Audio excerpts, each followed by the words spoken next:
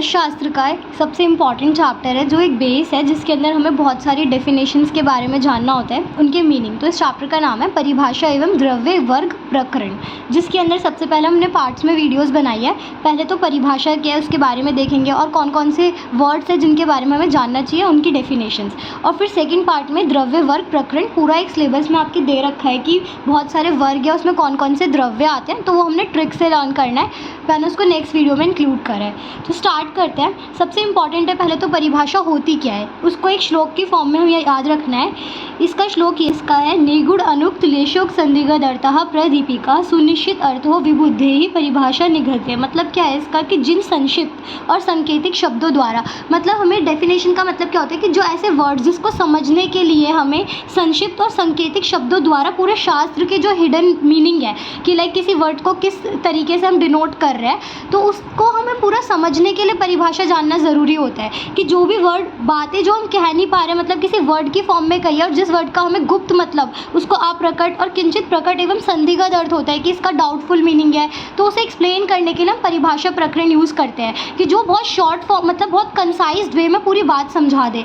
कि कोई एक ऐसा वर्ड है जैसे अगर अवाब बोले तो एडिशन को पूरा वो डिनोट कर रहा है, और ऐसे वर्ड्स को जो पूरा इलेबरेट करे उसको परिभाषा कहते हैं कि जिसको जानने के बाद शास्त्र को समझना आसान हो जाएगा और उस वर्ड से हमें पूरा कंसाइजिंगली पूरी बात कही गई है, उसका मीनिंगफुल सेंटेंस हम समझ पाए। तो जिन संक्षिप्त और सांकेतिक शब्दों द्वारा, मतलब ऐसे शब्द जो बहुत शॉर्ट में दे रखे हैं, सांकेतिक या इंडिकेट कर रहे हैं, क्या इंडिकेट कर रहे हैं शास्त्र की वो गुप्त बातें जिनको प्रकट नहीं करा गया है, गुप्त बातें जो हमें समझनी है, उन वर्ड्स के थ्रू उस चीज़ को समझना है। किंचित प्रकट तथा संदिग्ध अर्थ का स्पष्ट, बिल्कुल एग्जैक्ट और स्पष्ट रूप में जब हमें उसको परिभाषा के द्वारा उसको प्राप्त किया जाता है, उनके अर्थों को, निश्चित अर्थों को, मतलब डेफिनेट उसका जो मीनिंग है कि क्या कहा जा रहा है, जब हम उसे पता कर पाते हैं उन स्पेसिफिक वर्ड्स के थ्रू, उसे हम परिभाषा के अंदर डालते हैं, उसे परिभाषा कहते हैं। तो उसके बाद नेक्स्ट आता है कि परिभाषा से हमें क्या पता चलता है कि जो एक संकेत है ये हमें डिफाइन करने के लिए, गंभीर शब्दों का एक स्पष्ट ज्ञान प्राप्त कराने के लिए, कि जो भी हमें मीनिंग है इसके थ्रू पता चलता है। उसके बाद इसके अंदर कुछ डेफिनेशंस जो हमें पता होनी चाहिए। ये रसशास्त्र के मेन एक बेस वर्ड्स हैं जिसके थ्रू हम पूरा रसशास्त्र समझते हैं। ये बहुत जगह प्रैक्टिकली यूज़ होंगे, जैसे कि अवाप। तो अवाप का मतलब यहाँ पे मैंने शॉर्ट में लिखा है एडिशन। तो इसको आप ऐसे इंग्लिश से समझ सकते हो कि जब कोई भी when other substances are added in liquid, इधर याद क्या रखना है, जब कोई भी सब्सटेंस किसी लिक्विड मेटल के अंदर ऐड किया जाता है उस प्रोसेस को हम अवाप बोलते हैं। और अवाप के कुछ सिनोनिम्स है जैसे कि प्रतिवाप और आच्छादन। तो अगर ऐसे बोले कि आच्छादन क्रिया करनी है या अवाप क्रिया करनी है, तो इसका मतलब क्या है, जब कोई और सब्सटेंस ऐड किया जा रहा है किसी लिक्विड मेटल के अंदर, तो उस प्रोसेस को अवाप कहते हैं। किसी भी पिघलने वाली वंग आदि धातु, मतलब जो भी जिसका भी मेल्टिंग पॉइंट लो है वो आसानी से पिघल सकती है, ऐसी धातु, ऐसे मेटल्स, वंग आदि धातु मतलब टिन और बाकी लेड वगैरह या जो भी आसानी से पिघल जाए, जैसे कि गोल्ड, एल्यूमिनियम, ऐसे धातु को पिघला कर उसके अंदर क्या ऐड करना है, कोई और द्रव्य ऐड करना है। Other substances are added in the liquid metals, तो उन मेटल्स को पहले पिघलाया गया और उसके अंदर फिर कोई द्रव्य ऐड करा है, उसका प्रक्षेप डालने को ही हम अवाप कहते हैं। उसी को हम एडिशन भी बोलते हैं। तो इस सब कोरिलेट करके अगर पढ़ोगे तो आपके लिए इजी रहेगा।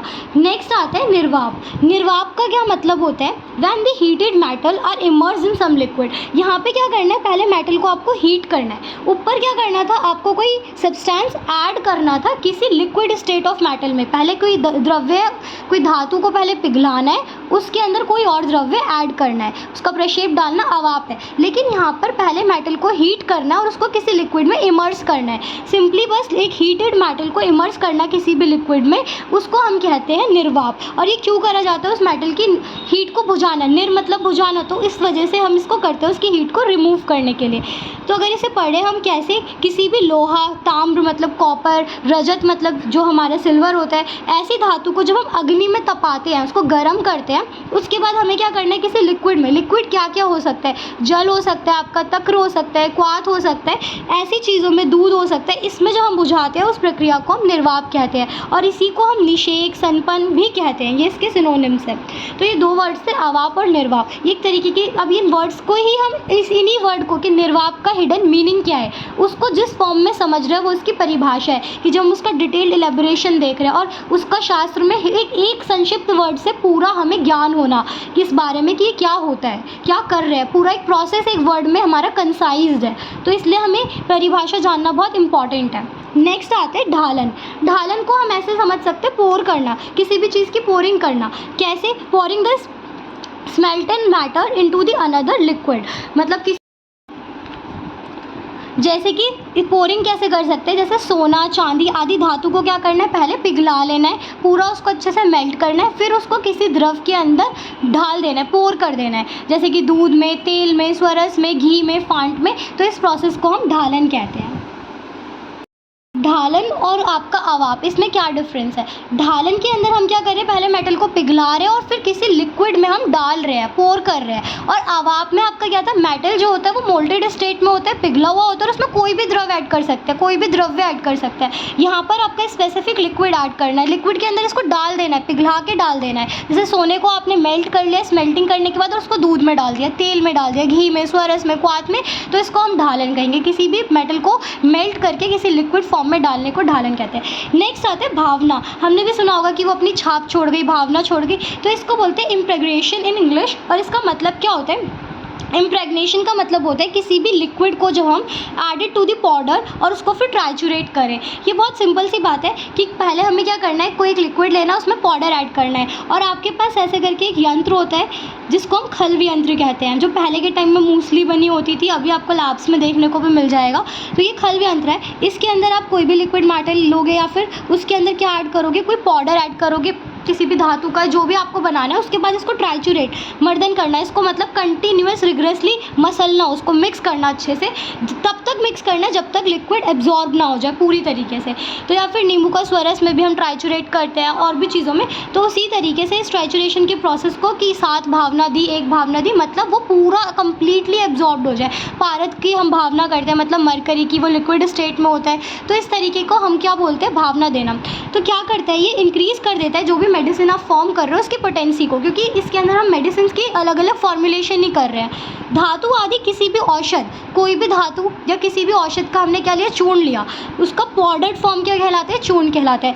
उसमें क्या ऐड करना है, कोई लिक्विड ऐड करना है, द्रव पदार्थ, कुछ भी हो सकता है। वो आपका नींबू का स्वरस हो सकता है। स्वरस है जैसे अदरक का रस निकालना, किसी हम उससे निकालते हैं, जैसे नींबू को निचोड़ते हैं तो नींबू स्वरस, तो उसको स्वरस ले सकते हैं, जल ले सकते हैं, तेल, और उसे कंटिन्यूअस इससे खल्व यंत्र के अंदर ट्राइचुरेट करना है, बहुत देर तक करते रहते हैं, जितनी भावना हम उसकी देंगे कि लिक्विड पूरा एब्जॉर्ब हो जाए उस चूर्ण के अंदर, तब वो कहलाता है ट्राइचुरेटेड मटेरियल। और इसी प्रोसेस को हम मर्दन करना भी कहते हैं इन हिंदी, ट्राइचुरेशन इन इंग्लिश। फिर वो सुखाने की प्रक्रिया, लिखा हुआ है धातु आदि किसी भी औषध के चूर्ण को द्रव पदार्थ के साथ खल्व यंत्र में मर्दन करने से सूखने तक की प्रक्रिया भावना कहलाती है। This is so simple, complete हो चुका है।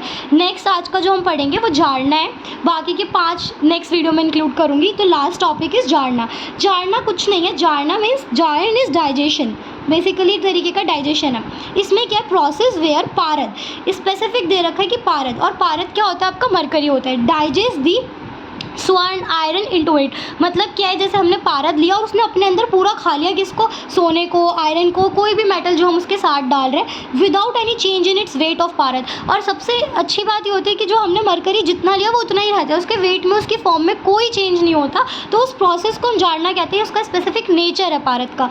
वीण और यंत्र आदि के सहयोग से, कि जो मेटल लिया, कोई यंत्र लिया, उसके सहयोग से जो हम पूरा, जैसे कि खल्व यंत्र ले सकते हैं, उसमें क्या डालेंगे, पारद में दिया गया द्रुत लोहा आदि, मतलब लोहे का द्रुत, मतलब कि लोहे का लिक्विड फॉर्म अगर दे रहे हैं या फिर द्रुत सत्व दे रहे हैं, उसका मोल्टन स्टेट में ले रहे हैं, लोहे वगैरह किसी भी धातु को, उसका अच्छी तरीके से ग्रास अच्छी तरीके से जब पच जाए, बिल्कुल हम तब तक उसका मर्दन कर रहे हैं, वो अच्छे से पच चुका है, मतलब उसका संस्कार हो चुका है पारद का, उस संस्कार को हम जाड़ना कहते हैं। कि मतलब वो उसके फॉर्म में कोई चेंज नहीं आया, वेट में कोई चेंज नहीं आया, बस वो अच्छे से उसमें मिक्स हो चुका है, इतने अच्छे से कि ऐसा लगेगा पारद ने उसे डाइजेस्ट कर लिया, जो भी हमने डाला है, स्वर्ण का डाला है या फिर आयरन का डाला है, लोहा आदि और या फिर द्रुत सत्व, उसको बिल्कुल कंप्लीटली डाइजेस्ट करने के प्रोसेस को जाड़न कहते हैं, जाड़ना कहते हैं। तो आपके सिलेबस में था कि परिभाषा क्या है, तो मैंने परिभाषा आपको यहाँ पे बताया। तो सबसे पहले यही पूछा गया था आपके सिलेबस के अंदर कि परिभाषा क्या है, तो परिभाषा का आपको ये याद होना चाहिए। उसके बाद जिन संक्षिप्त और सांकेतिक शब्दों के द्वारा हम पूरे गुप्त और अप्रकट चीज़ों को बताते हैं शास्त्र के अंदर, वो परिभाषा है। फिर हमने 3-5 चीज़ें पढ़ी। आवाप, आवाप मतलब किसी चीज़ को ऐड करना, किसके अंदर, लिक्विड मेटल के अंदर, जब मेटल मोल्टेड फॉर्म में है। निर्वाप क्या था, जब हमने मेटल को हीट करा और उसे बुझाने के लिए कोई लिक्विड लिया, उसके अंदर बुझा दिया। ढालन के पोर करना, पूरी तरीके से कोई मोल्टेन स्टेट में कोई मेटल है उसे किसी लिक्विड में पोर करना ही ढालन कहलाता है, बस डाल देना। और भावना के इम्प्रेग्नेशन मतलब क्या होता है इसका यही मतलब था कि कोई लिक्विड लेना है और कोई पाउडर फॉर्म लेनी है किसी भी धातु की, और कंटिन्यूअस मर्दन करना है, खलवे यंत्र में ट्रैचुरेट करना है, एक तरीके से बिल्कुल रगड़ना है उसे इस तरीके से। तो वो क्या कहलाएगा आपका, जब वो पूरी तरीके से लिक्विड एब्जॉर्ब हो जाएगा, उसकी पोटेंसी बढ़ जाएगी, दैट इज भावना। और एंड ऑफ द चैप्टर क्या था, जारना। जारना इज बेसिकली डाइजेशन। कौन करेगा, पारद करेगा, किसे डाइजेस्ट करेगा, कुछ भी जो धातु लिए, स्वर्ण, आयरन, जो भी हम उसका द्रुत सत्व डालेंगे, उसको बिल्कुल मोल्टेड फॉर्म डालेंगे, तब वो पूरी तरीके से उसका डाइजेशन हो जाएगा और उसके वेट में कोई चेंज नहीं आएगा पारद के। आई होप आपको ये वीडियो बहुत अच्छे से समझ आई होगी। ये आपके सिलेबस के कुछ पॉइंट्स हैं जो मैंने इंक्लूड करा है। नेक्स्ट वीडियो के अंदर हम रिमेनिंग परिभाषा प्रकरण के जो टॉपिक्स हैं, जो बहुत इंपॉर्टेंट है, रूट है बेसिकली आपका ये पूरे सब्जेक्ट को समझने के लिए, वो हम इंक्लूड करेंगे। Thank you so much. Stay tuned, subscribe ज़रूर करना और अपने टॉपिक्स लिख के मुझे सेंड करो जिस पर वीडियो चाहिए।